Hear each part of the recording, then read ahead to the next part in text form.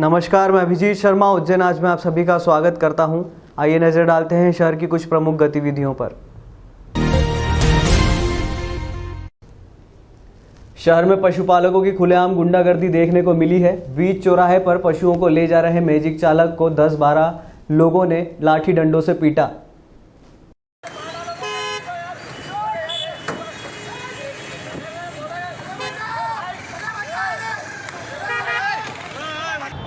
हाँ वही है वही।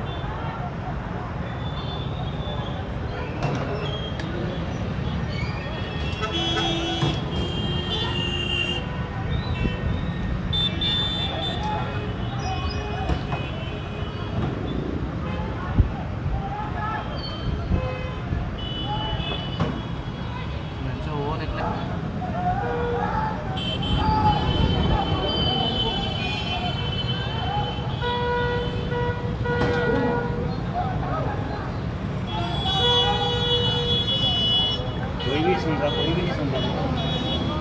नगर के अंतर्गत अभी जो नगर निगम के द्वारा सुअर पकड़ो अभियान अभी चलाया जा रहा है, उसमें एक विवाद आया है जिसमें उनकी गाड़ी के कांच भी तोड़े गए हैं।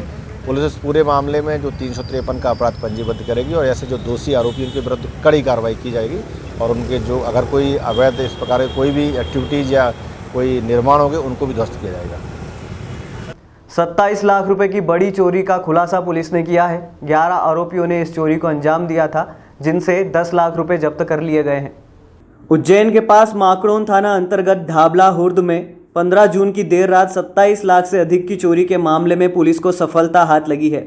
उज्जैन पुलिस ने गुरुवार को खुलासा करते हुए बताया कि माकड़ोन थाना अंतर्गत 15 जून की रात करीब 2 बजे के लगभग बागरी और पारदी समूह के 11 लोग ढाबला हुर्द के रहने वाले किराना व्यापारी के घर और दुकान में चोरी की नीयत से घुसे थे।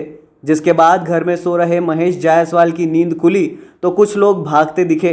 जिसके बाद महेश ने घर की तलाशी ली तो पता चला कि घर रखा सोना, चांदी और कैश गायब है। जिस पर से महेश ने पुलिस थाने में रिपोर्ट दर्ज कराई थी, जिसमें 50 तोला सोना, 1,25,000 कैश सहित चांदी चोरी होना बताया था। चोरी की इस घटना में छोटे से ग्रामीण इलाके में सनसनी मच गई थी, क्योंकि चोरी कुल 27 लाख से अधिक की थी। करीब 1.5 महीने बाद माकड़ोन पुलिस को सफलता हाथ लगी है और अब पुलिस ने 4 आरोपियों को गिरफ्तार कर लिया है। दरअसल एडिशनल एसपी रविंद्र यादव ने बताया कि चोरी की इस घटना पर काफ़ी दिनों से काम कर रहे थे। साइबर की टीम को लगाया गया था। कुछ लीड मिली थी, जिसके बाद पारदी और बागरी गिरोह के 11 नाम सामने आए थे, जिसमें से 4 आरोपियों को पकड़ने में कामयाबी हासिल हुई है। फिलहाल पुलिस ने 15 तोला सोना, 300 ग्राम चांदी, 1 कार, 80,000 कैश, कुल 10 लाख का सामान बरामद किया है। जबकि चोरी गए माल में सोने का बड़ा हार, सोने के हाथ के कंगन, मंगलसूत्र, सोने की अंगूठियां सहित चांदी के आभूषण और 1,25,000 कैश चोरी गया था। अभी पुलिस को अन्य आरोपियों की तलाश है। 4 आरोपियों में गौतम पारदी, लक्ष्मी नारायण बागरी, तूफान बागरी, ईश्वर गुर्जर को पुलिस ने गिरफ्तार कर लिया है। बाकी आरोपियों की तलाश जारी है। फरियादी महेश ने बताया कि 50 तोला सोना सहित 1.25 लाख कैश और चांदी के आभूषण चोरी हुए थे। चोरी के बाद मेरी नींद खुली, लेकिन जब तक सभी आरोपी फरार हो चुके थे। घर में कैश और आभूषण होने की जानकारी होना शंका पैदा करता है। संभवतः किसी स्थानीय का भी हाथ इसमें हो सकता है। ये ढाबला हुर्द गांव पड़ता है माकड़ोन थाना क्षेत्र में। उसमें 14-15 जून को एक चोरी हुई थी, जिसमें काफ़ी कैश और नकदी और जो है जेवर चले गए थे। उसमें 4 लोगों को गिरफ्तार किया है। उनके पास से 15 तोला सोना, 300 ग्राम चांदी, घटना में उपयोग होने वाली मारुति वैन और कुछ कैश बरामद किया है। और ये 4 आरोपी हैं, इसमें अभी 7 आरोपी और पकड़ने हैं शेष। लॉकडाउन के दौरान बढ़े हुए विद्युत बिल के विरोध में शहर कांग्रेस द्वारा कार्यकर्ताओं और उपभोक्ताओं के साथ मिलकर मक्सी रोड स्थित विद्युत विभाग कर जमकर प्रदर्शन किया गया। उज्जैन शहर के कांग्रेस अध्यक्ष महेश सोनी के नेतृत्व में कांग्रेस कार्यकर्ताओं व पदाधिकारियों ने गुरुवार दोपहर को मक्सी रोड स्थित एमपीपी विभाग के मुख्य कार्यालय का घेराव किया। यहां कांग्रेस जनों की मुख्य मांगे थी कि बढ़े हुए बिजली के बिलों को कम किया जाए, तत्काल शिविर लगाए जाएं जिसमें रहवासी अपनी समस्याओं का निराकरण करवाएं, स्मार्ट मीटर नहीं लगाए जाएं। शहर कांग्रेस अध्यक्ष महेश सोनी ने चेतावनी दी है कि यदि उनकी मांगे नहीं मानी गई तो वह योजनाबद्ध तरीके से उग्र आंदोलन करेंगे। पानी दे न सके जो सरकार निकम्मी है। यहाँ अपनी मांगों से संबंधित एक ज्ञापन एसडीएम कल्याण सिंह पांडे को सौंपा गया। प्रदर्शन के दौरान कुछ कार्यकर्ता उग्र हुए और कार्यालय में घुसने की कोशिश करने लगे। इस दौरान पुलिस से उनकी झड़प भी हुई।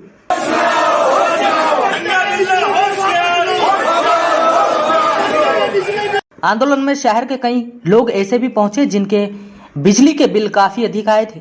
वाल्मीकि कॉलोनी में रहने वाली महिला सपना जायसवाल ने आरोप लगाया कि लॉकडाउन के दौरान कोई मीटर रीडिंग लेने नहीं आया। मनमानी रीडिंग जोड़कर बिल लगभग लाखों रुपए के आसपास कर दिया। बिल नहीं भरने के एवज में एमपीपी ने कनेक्शन भी काट दिया। शिप्रा नदी की छोटी रपट के पास युवक की डूबने से मृत्यु हो गई। शिप्रा तैराक दल द्वारा शव को बाहर निकाला गया। महाकाल थाना पुलिस मृतक की शिनाख्ती में लगी हुई है।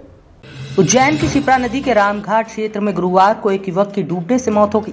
यहाँ युवक छोटी रपट के पास डूबा। जानकारी लगते ही तैराक दल के सदस्यों ने युवक के शव को बाहर निकाला। थाना महाकाल पुलिस मौके पर पहुंची और जांच शुरू की।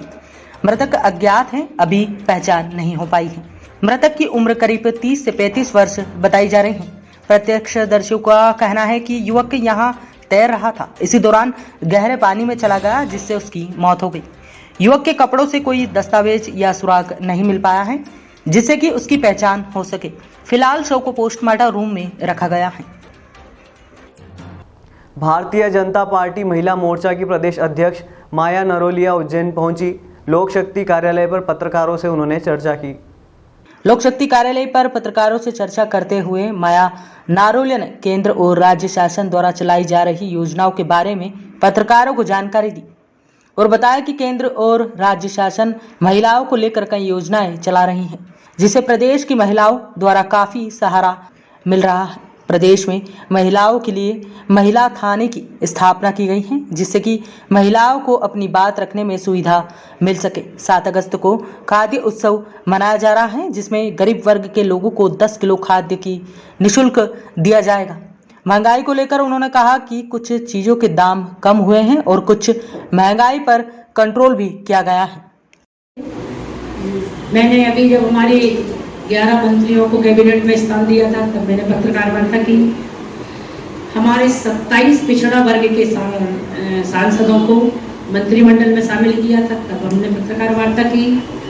ऐसे कई हमारे मुद्दे हैं जो कई तुरंत घटनाक्रम होते हैं, उन पर भी हम पत्रकार वार्ता करके अपनी बात को दमदारी के साथ आप सब लोगों के सामने रखते हैं। महंगाई वाला जो मामला है, महंगाई का मामला धीरे धीरे नियंत्रण में है और ऐसा नहीं है कि सारी चीज़ें महंगी हुई हैं। कुछ चीज़ें महंगी हुई हैं तो कुछ चीज़ें सस्ती भी हुई हैं। हम सबकी नज़र वहाँ जाना चाहिए जो चीज़ें सस्ती हुई हैं। क्या क्या सस्ता हुआ आप ये बताइए। सस्ता क्या क्या हो गया? बहुत सी चीजें ऐसी है, जब बजट में आपने देखा होगा, जब बजट आया था सामने तो बजट के समय भी हमने अपनी बात रखी थी। उसमें बहुत सी ऐसी चीजें थी जो दैनिक उपयोग की थी, मूलभूत सुविधाएं थी, उन चीजों को सस्ता करके भी राहत देने का काम किया है। शासकीय उत्कृष्ट उच्चतर माध्यमिक विद्यालय द्वारा 9वीं से 12वीं की कक्षा शुरू की गई है। कोरोना गाइडलाइन का पालन करते हुए 50% बच्चों को ही बुलाया जा रहा है। शहर के शास्त्री नगर क्षेत्र स्थित शासकीय उत्कृष्ट हायर सेकेंडरी स्कूल में 9वीं कक्षा से 12वीं कक्षा तक पढ़ाई शुरू हो चुकी है। यहाँ सप्ताह के अलग अलग दिन अलग अलग कक्षाएं लगाई जा रही है। स्कूल की टीचर शेफाली चतुर्वेदी के अनुसार कोरोना गाइडलाइन का पालन करवाने के लिए एक कक्षा में 50% विद्यार्थियों को ही बुलाया जा रहा है। खास बात यह है कि एक दिन छात्रों को बुलाया जाता है तो वहीं दूसरे दिन छात्राओं को। यहाँ मास्क पहनना व सैनिटाइजर का उपयोग करना व घर से पीने का पानी लाना अनिवार्य है। विद्यार्थियों को स्कूल भेजने से पहले अभिभावकों का सहमति पत्र अनिवार्य कर दिया गया है। इसके साथ ही जो विद्यार्थी स्कूल नहीं आना चाहते हैं उनके लिए ऑनलाइन क्लास सुविधा भी दी जा रही है। तो हमारे यहाँ पर जो SOP शासन द्वारा जारी की गई है, कोरोना की गाइडलाइंस जारी की गई है, उसके अकॉर्डिंग हम लोगों ने 50% स्टूडेंट्स का यहाँ आना अलाउ किया है। सबसे पहली बात कि वे अपने पेरेंट्स से कंसेंट लेटर लेकर के आएंगे। यदि वे विद्यालय बच्चे भेज रहे हैं तो माता पिता परमिशन लेटर दे करके भेजेंगे। 50%। अब देखिए हमारे यहाँ बॉयज़ और गर्ल्स का इक्वल रेशियो है, तो हमने इस तरह से किया है कि जो क्लास 12th है वो 50% स्टूडेंट्स मंडे को आते हैं और 50% स्टूडेंट्स थर्सडे को आते हैं। 11th के बच्चे 50% यानी गर्ल्स जो हैं वो ट्यूसडे को आएंगी और 50% गर्ल्स जो बॉयज़ जो है वो सैटरडे को आएंगे। इसी तरह से आज जो है वो 10th का टर्न है, आज से ही 10th की क्लासेस को स्टार्ट करने का गाइडलाइन आया है, वो भी 50% का है। तो आज जो है वो गर्ल्स का टर्न है, 10th की गर्ल्स आ जाएंगी, एक दिन लगेगा उनका स्कूल और एक दिन केवल शनिवार के दिन केवल 9th का क्लास लगेगा। तो इस तरह से हम लोगों ने व्यवस्था की है, 50% बच्चे आएंगे और इस तरह से बच्चों को बुलाया जा रहा है। प्रॉपरली मास्क लगा करके आने के निर्देश दिए जा रहे हैं, साथ में सैनिटाइज़र, पानी की बोतल अनिवार्य रूप से उन्हें लाने के लिए कहा जा रहा है और यहाँ पर सभी शिक्षकों द्वारा, सभी स्टाफ द्वारा सोशल डिस्टेंसिंग को बराबर मेंटेन किया जा रहा है। 14 वर्षीय नाबालिग बालिका का अपहरण कर दुष्कर्म करने वाले आरोपी को 20 साल के कठोर कारावास की सजा सुनाई गई है। न्यायालय विशेष न्यायाधीश पॉक्सो एक्ट डॉक्टर श्रीमती आरती शुक्ला पांडे, षष्ठम अपर सत्र न्यायाधीश उज्जैन के न्यायालय द्वारा आरोपी आकाश उर्फ अक्कू पिता सुरेश निवासी उज्जैन, धारा 376 3 में 20 वर्ष का कठोर कारावास, धारा 376 2N में 10 वर्ष, धारा 366 भारतीय दंड विधि में 7 वर्ष का कठोर कारावास एवं कुल 2500 रुपये के अर्थदंड से दंडित किया गया।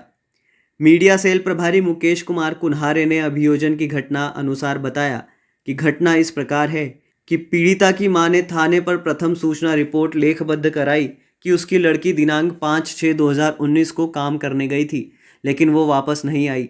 उसे शंका है कि आरोपी आकाश उसे बहला फुसला कर कहीं ले गया। विवेचना के दौरान पीड़िता को आरोपी से दस्तयाब किया गया। आरोपी द्वारा पीड़िता के साथ दुष्कर्म किया गया था। पुलिस द्वारा अनुसंधान पूर्ण कर न्यायालय में अभियोग पत्र प्रस्तुत किया गया था। पीड़िता के साथ हुए दुष्कर्म की पुष्टि DNA रिपोर्ट में हुई थी।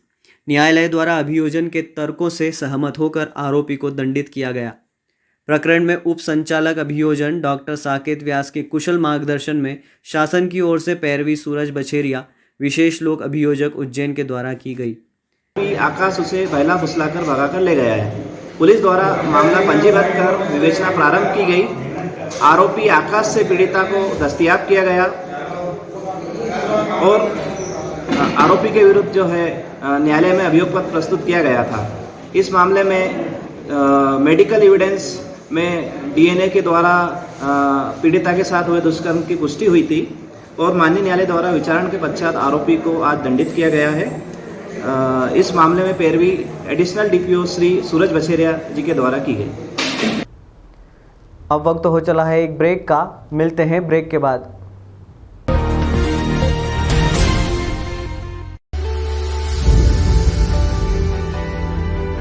ओम गुरु कृपा राखी भंडार 21 वर्षों से अपनी सेवा दे रहा है।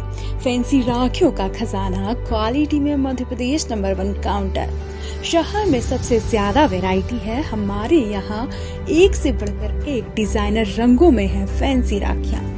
बन्ना डोरी, स्टोन राखियाँ, मेटल स्टोन राखियाँ, वुडन वाली राखियाँ, चूड़ा राखियाँ, भैया भाभी की एंटिक जोड़ा राखियाँ, बच्चों की टेढ़ी राखियाँ, फुंदा राखियाँ, ब्राह्मण राखियाँ, फ्रेंडशिप डे राखियाँ, चंदन राखियाँ, रामा पैटर्न राखियाँ, गुजराती कड़े महिलाओं के लिए। इसके अलावा और भी कई प्रकार की राखियाँ हमारे यहाँ उपलब्ध है। हमारा पता ओम गुरु कृपा राखी भंडार, प्रकाश टॉकीज, नई सड़क, उज्जैन। Mobile number 9098858899 9424511811। आइएगा जरूर।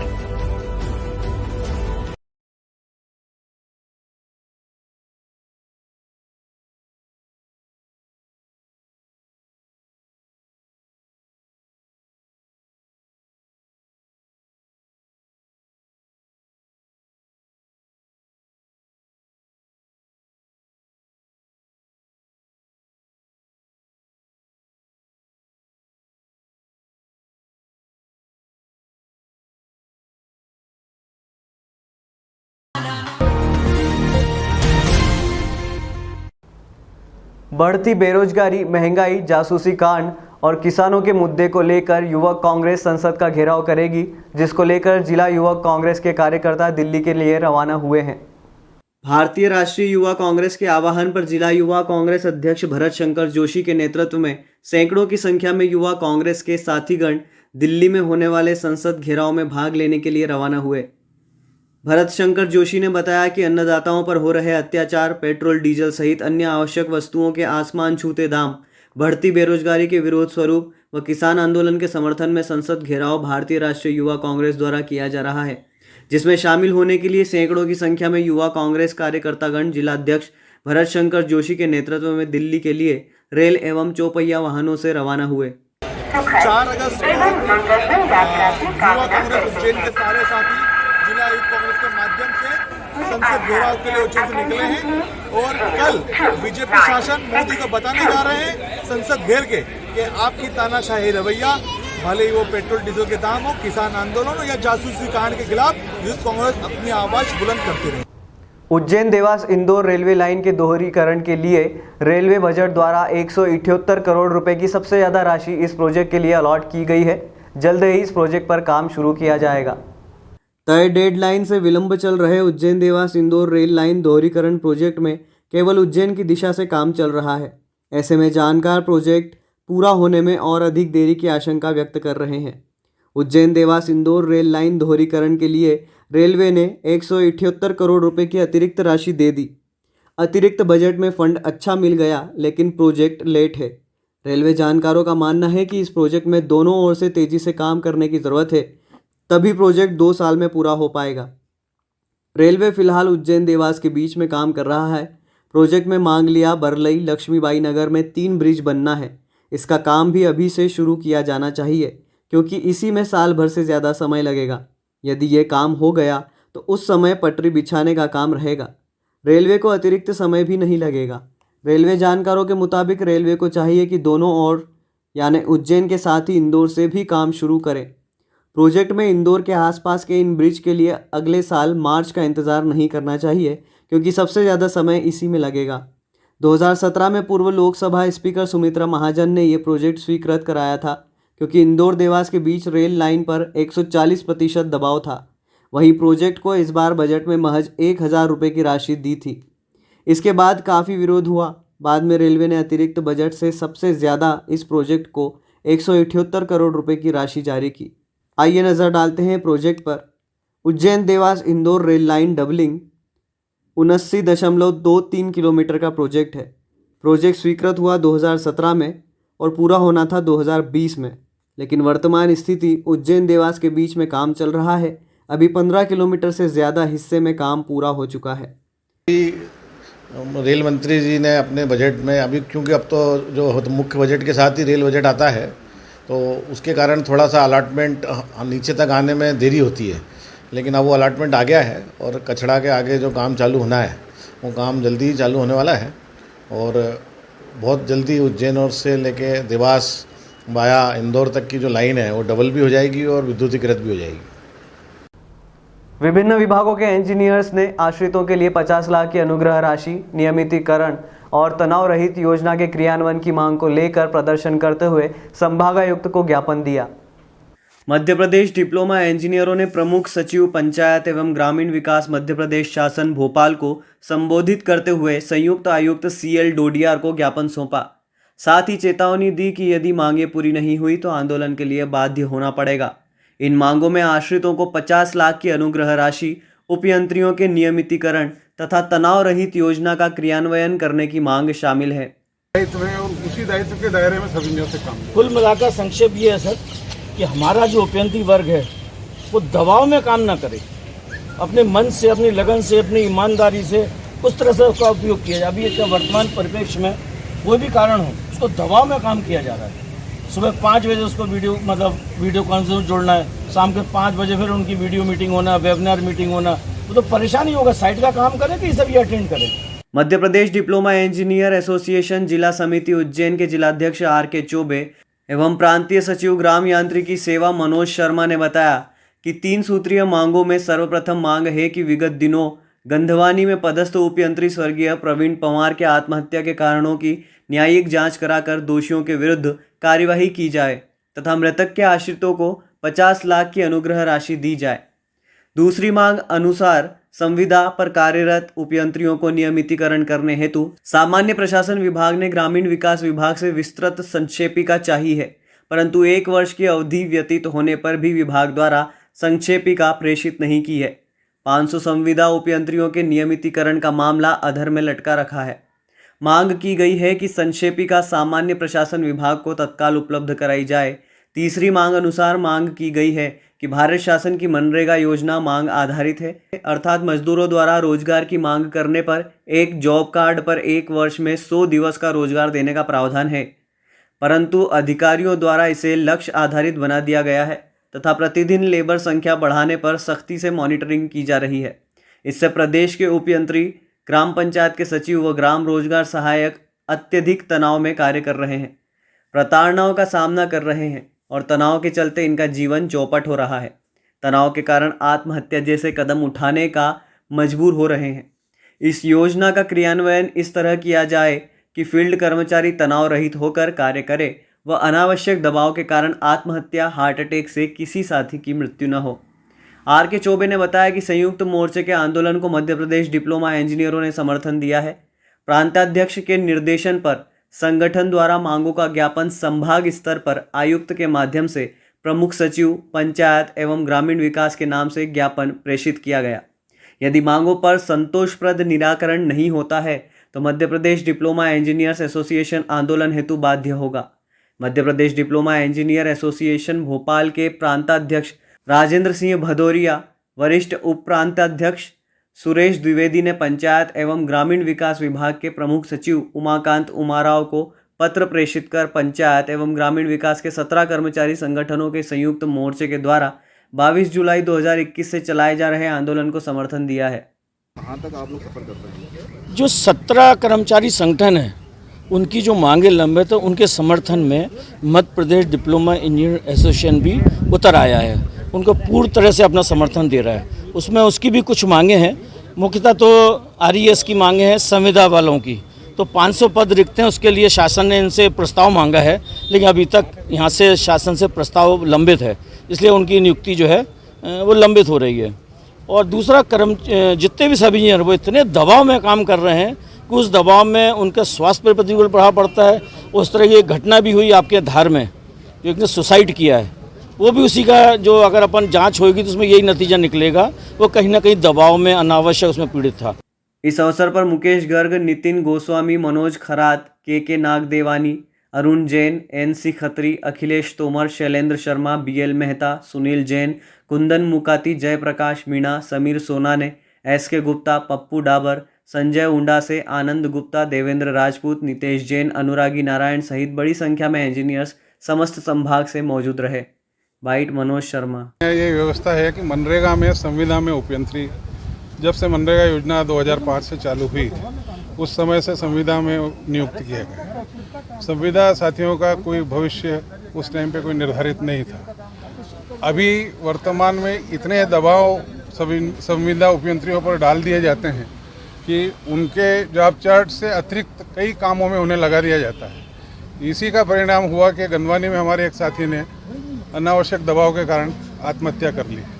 शासन द्वारा उसकी कोई खैर खबर नहीं ली गई, न उसके परिवार से कोई संपर्क किया गया। हमारी इस जो आज हड़ताल चल रही है उसमें प्रमुख मांग यही है कि उसके परिवार को 50 लाख रुपए की अनुग्रह राशि दी जाए। इसके अलावा मनरेगा योजना जो मांग आधारित योजना है उसे टारगेट आधारित बना दिया गया है शासन द्वारा, उसमें अनावश्यक सब इंजीनियर परेशान हो रहे हैं। आपकी लाइफ स्टाइल को और ज़्यादा स्टाइल देने के लिए रक्षाबंधन के उपलक्ष्य में लाइफ स्टाइल एग्जीबिशन लेकर आए हैं 2 दिनी एग्जीबिशन। देवास रोड स्थित होटल श्री गंगा में 2 दिनी एग्जीबिशन का शुभारंभ किया गया। लाइफ स्टाइल एग्जीबिशन आपकी लाइफ स्टाइल को नया स्टाइल देने के लिए 2 दिन का एग्जीबिशन लगाया गया है। इस एग्जीबिशन में exclusive designer collection, ethnic wear, Kolkata designer राखियाँ, exclusive jewellery, home decor collection, handbags, footwear, customised gift range एक ही स्थान पर देखने को मिलेगा।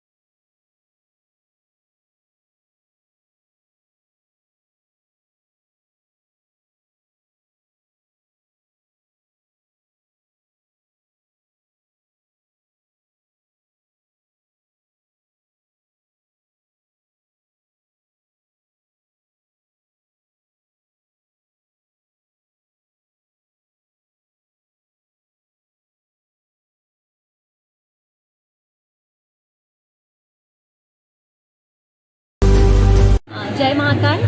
मैं Neetu Agarwal, expression life style exhibition की ओनर।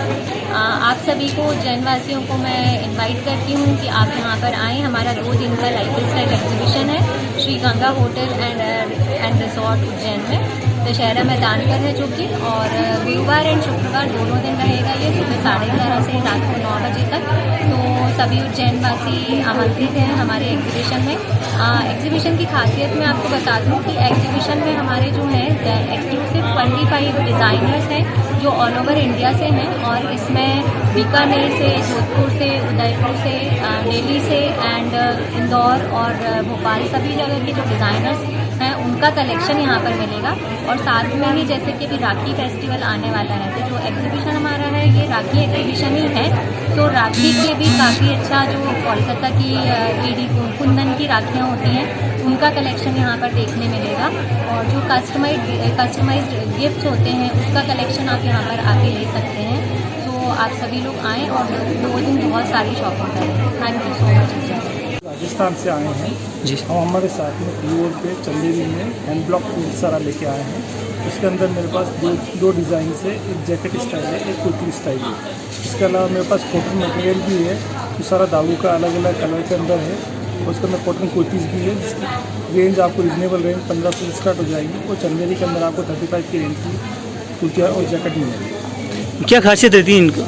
ये सारा ओरिजिनल रहता है, सारा प्योर में होता है, हैंड ब्लॉक होता है सारा। ये इसको दाबू बोलते हैं। इस ब्लॉक पे स्क्रीन प्रिंट नहीं है, ये नेचुरल हैंड ब्लॉक है। तो 5 स्टर्लिंग सिल्वर, तो हम लोग का बेसिकली क्या है, यूएसपी के हम लोग आर्टवर्क करवाते हैं। तो आप देखेंगे कि इधर काफ़ी कलरफुल पीसेस हैं। तो जो बेस है वो 95 स्टर्लिंग सिल्वर है, हॉलमार्क है, और अलग अलग आर्टवर्क किए हुए। तो मैं यहाँ से जैसे ये वाला है, ये मॉडर्न आर्ट है, ये टर्को पर्शियन आर्ट है, ये राजा रानी कलेक्शन है। यहाँ पे फिर प्लेन गोल्डन वाइट में आ जाता है, और फिर यहाँ पे तंजोर मिनिएचर का मिक्स आ जाता है। और उसके अलावा हमारे पास रिंग्स है, नेक पीसेस है, और देखिए ब्रूचेस, बटन्स, ब्रेसलेट्स, चेन्स, तो वैरायटी है ज्वेलरी में। तो आप लोग प्लीज़ आइए और प्लीज़ आप एक बार ज़रूर देखिए। आज के अंक में फ़िलहाल इतना ही। अगले अंक में फिर मुलाकात होगी, तब तक के लिए नमस्कार।